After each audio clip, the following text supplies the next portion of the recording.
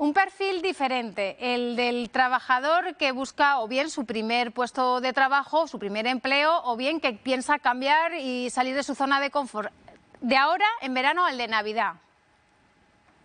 Sí, bueno, suelen haber diferencias fundamentalmente basadas en que en verano el perfil es mucho más para trabajar no solamente temporal, sino con oficio.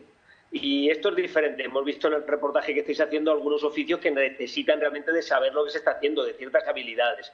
Esta es la gran diferencia. No solamente en el mundo del servicio de turismo, sino lo que, como decíais, monitores, piscinas, etcétera, requieren ser socorristas, requieren de especialidad y de oficio fundamentalmente. ¿Cómo podemos presentar un currículum vitae con posibilidades o si todavía se estila? Porque va cambiando mucho para la forma en la de entrar en el mundo laboral.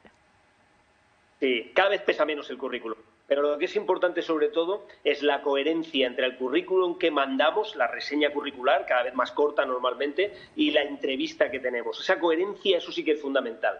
Y el currículum no tiene que olvidársenos fundamentalmente seguir un orden de la descripción del perfil. Hay muchas formas de hacerlo, pero sobre todo que el perfil esté relacionado con los objetivos de demanda. Ese es el fundamento. Obviamente hay que poner los datos de contacto, la formación, idiomas, todo eso que todos sabemos, pero la clave está en la coherencia con la entrevista y en saber que el perfil lo estamos describiendo acorde con el objetivo que están demandando.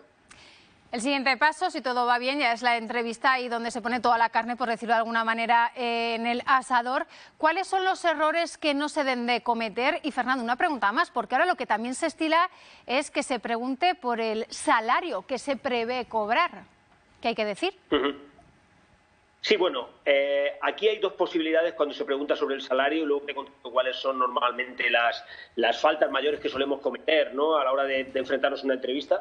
Pero con el salario, si tienes expectativas, es mejor que lo digas. O sea, si el que es el candidato al puesto tiene unas expectativas muy claras por cualquier motivo, es mejor que las exponga y que se traten, se discutan, en el buen sentido de la palabra discusión, en la entrevista.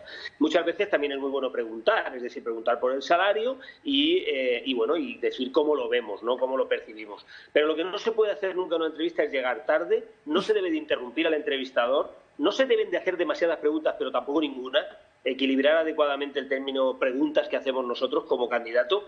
Hay que nunca hablar mal de nuestro antiguo trabajo, otros trabajos temporales que hemos tenido otros años, en otros momentos, y desde luego lo que decía antes, que tengamos mucho cuidado con la coherencia con el envío del currículum que hemos hecho. Y ya por último, Fernando, y de forma muy breve, ¿cuál es el efecto wow, por decirlo de alguna manera, que buscan las empresas? ¿Cuál es ese efecto, el que más llama? Mira, finalmente en estos puestos de verano, temporales, etcétera, el wow está en hacer que los clientes de nuestra empresa, de los que nos van a llamar, da igual que sean la gente que va a una piscina, ¿no?, a pasar una buena tarde de verano, o en una cafetería, o en un hotel, en la recepción, etcétera, que el cliente reciba una experiencia especial. Si tú eres capaz de demostrarle a tu contratante, ¿no?, al demandante, que tú tienes esa posibilidad de hacer que se viva una experiencia, eso es el wow, y tiene mucho que ver con la actitud, mucho más que con las propias habilidades. Fernando, tomamos con nota de todos sus consejos. Muchísimas gracias por atender a Conexión Aragón.